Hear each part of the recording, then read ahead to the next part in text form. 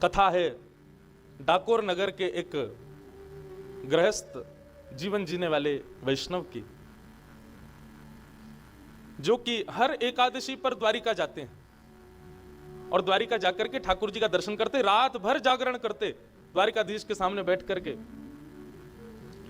और जागरण करने के पश्चात फिर वापस डाकोर जी आते। धीरे धीरे ये क्रम करते करते करते करते वो वैष्णव वृद्ध हो गया।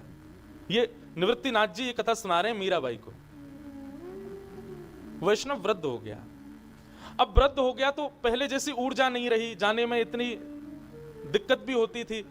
कई बार तो एकादशी पूर्ण हो जाती, द्वादशी लग जाती, बेचारे तब पहुंचते, आके फिर ठाकुर जी से क्षमा मांगते, भगवान मेरा नियम थोड़ा सा टूट रहा है, क्या करूं, वृद्धावस्था हो गई है मेरी, अब मैं ज्यादा कुछ कर नहीं पाता, भगवान अब क्या बताएं, डाकोर जी से द्वारिका इतना दूर भी तो है।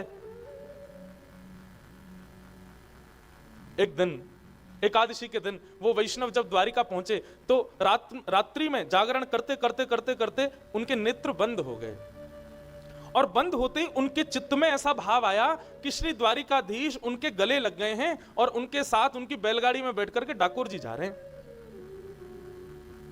ये दृश्य जैसे उनको अपने चित्त में दिखा वो भाव नेत्र खोल करके जब उन्होंने अनुभव किया, बोले कि कहीं ठाकुर जी आज्ञा तो नहीं कर रहे कि तू मुझको ले चल।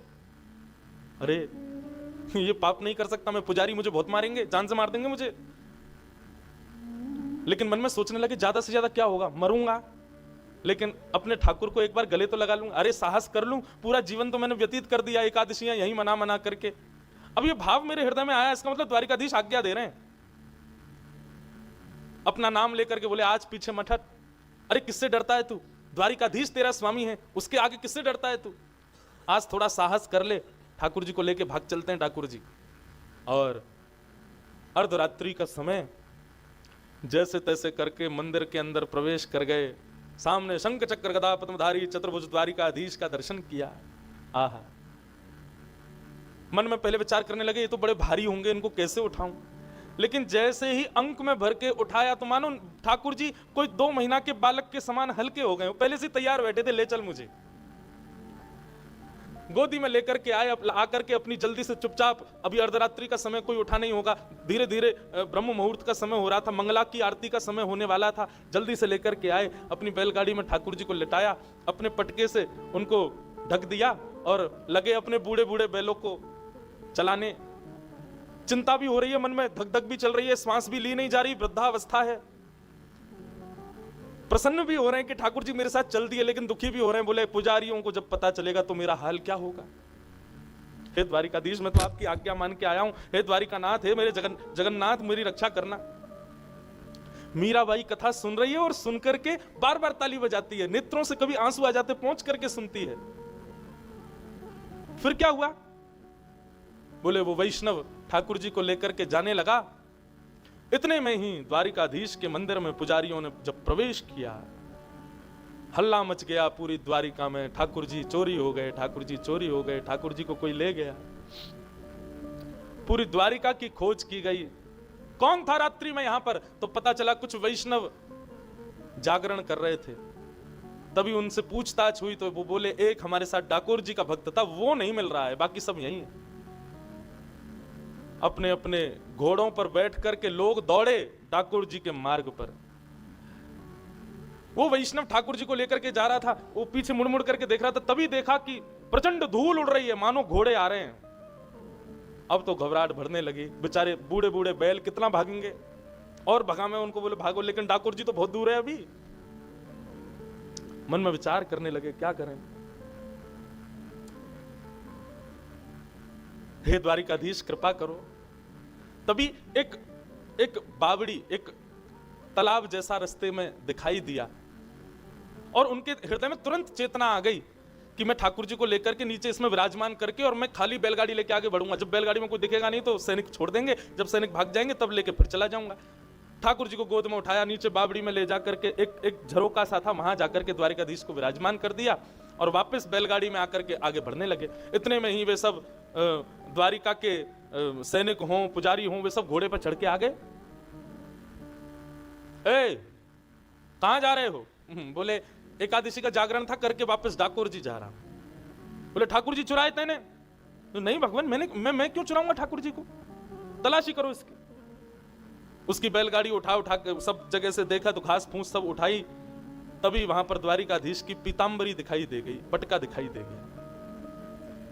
और पटका देखते ही बोले ये पटका किसका है? फिर पटका देखते ही हाथ पांव कांपने लगे।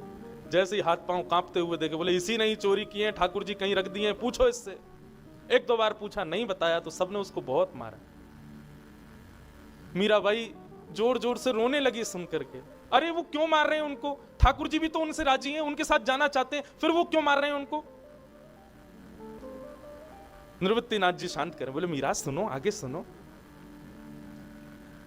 बहुत मारा, लहूलुहान हो गया वो वैष्णव। जब रक्त निकलने लगा तब हाथ जोड़ करके मुस्कुराने लगा, बोले कोई बात नहीं, मेरे प्राण निकल जाएं, लेकिन मेरी अंतिम इच्छा पूर्ण हो गई ना, द्वारिकाधीश को मैंने गले लगा लिया, अब भले ही मेरे प्राण निकल जाए।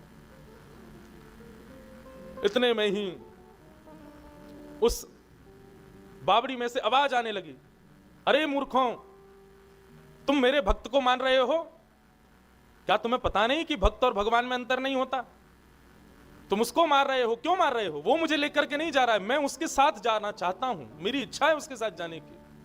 और तुम लोग जो उसको पीड़ा दे रहे हो, उस पीड़ा का परिणाम देखो, मेरे भी अंग से रक्त निकल रहा है, पूरी तालाब का रंग रक्त वर्ण का हो गया है। जब ये स्वर सुना, सब पुजारी और सैनिकों ने जाकर के जब बावड़ी में देखा तो पूरी बावड़ी का रंग रक्त वर्ण का हो गया। सब लोग क्षमा मांगने लगे, बोले भगवान क्षमा कर दो, अपराध हो गया। ठाकुर जी ने कहा, अमुक अमुक तिथि के दिन उस स्थान पर मेरा दूसरा स्वरूप तुमको प्राप्त होगा, उसको ले जाकर के तुम विराजमान कर देना, मुझे अभी इन्हीं के साथ जाने दो। तब वो वैष्णव, उसके पूरे हाथ पैर सब जगह जख्म हो गया था, नीचे गया, जाकर के द्वारिकाधीश को देखा। इतना प्रेम द्वारिकाधीश करते हैं ये जानकर के उसने जैसे अपने हृदय से लगाया ठाकुर जी को, उसके सारे जख्म ठीक हो गए, बिल्कुल स्वस्थ हो गया। और ठाकुर जी को लेकर के डाकोर जी में विराजमान हुआ। वही डाकोर जी में रणछोड़ राय के रूप में विराजमान है। मीराबाई ने जब ये कथा सुनी, अब तो मीराबाई उतावली हो गई, सबसे कहने लगी, हम कब पहुंचेंगे डाकोर जी, हम कब पहुंचेंगे, कब दर्शन होगा हमको उनका, मुझे उनको देखना है जो अपने वैष्णव भक्त के साथ चले आए। ऐसे निवृत्तिनाथ जी मीराबाई के जीवन में भक्ति को और पुष्ट करने के लिए पधारे और सब वैष्णवों के साथ डाकोर जी गए और डाकोर जी जाकर के द्वारिकाधीश का दर्शन किया। रणछोड़ राय भगवान का दर्शन करके सब आनंदित हो गए, मीराबाई प्रसन्न हो गई। जैसे जैसे जीवन आगे बढ़ रहा है, मीराबाई का विश्वास उतना दृढ़ होता जा रहा है। एक दिन मीराबाई अपने ठाकुर जी के श्रृंगार के लिए पुष्पों का हार बना रही थी, और जैसे ही पुष्पों का हार बना रही थी, इतने में ढोल नगाड़े ताशे बाजे बजने की आवाज आने लगी। आज भी बंधुओं, हमारे घर के बाहर से कोई जैसे ढोल नगाड़े ताशे बजे तो बच्चे भागते पहले, क्या हो रहा है, क्या हो रहा है।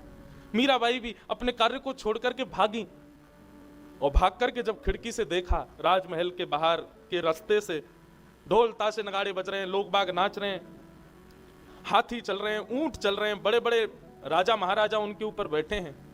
और तभी एक सुंदर सी घोड़ी, और उस घोड़ी पर बढ़िया सुंदर वस्त्र पहने, सिर पर सेहरा पहने, सिरपेच लगी है, मुखमंडल पर बढ़िया सुंदर प्रसन्नता है, आंखों में काजल लगे हैं, आहा अद्भुत राजकुमार एक घोड़े पर बैठ करके सवार जा रहा है। मीराबाई अपनी मैया के पास गई, बोले मैया ये क्या हो रहा है, देखना जरा बाहर। तब मैया ने आके बताई, बोले लाली ये बारात जा रही है। बोले बारात, वो क्या होता है मैया? बोले अरे बारात मतलब ब्याह के लिए बारात जा रही है, या आगे हाथी पे उस वर के उस दुल्हा के पिताजी बैठे हैं, उसके दादाजी बैठे हैं, और वो जो घोड़ी पे सुंदर सा राजकुमार बन के बैठा है ना, सिर पर पगड़ी बांध करके, सिरपेच लगा करके, बढ़िया सुंदर श्रृंगार करके, इतना प्रसन्न हो रहा है। बोले हाँ। बोले वो दुल्हा है, वो दुल्हा है, अपनी दुल्हन से ब्याह करने जा रहा है। मीराबाई बोली दुल्हन कौन होती है? बोले संसार की हर कन्या एक दिन दुल्हन बनती है, और उसका दुल्हा ऐसी घोड़े पर बैठ करके आता है, उससे ब्याह रचाता है और फिर उसको अपने संग ले जाता है।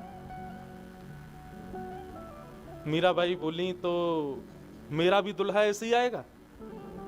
बोले हाँ तेरा भी दुल्हा ऐसे ही आएगा। मीराबाई बोली कब आएगा? अब माँ बोली अब ये कोई पूछने की बात है, अरे भी बड़ी तो हो जा, एक दिन तेरा भी दुल्हा आएगा।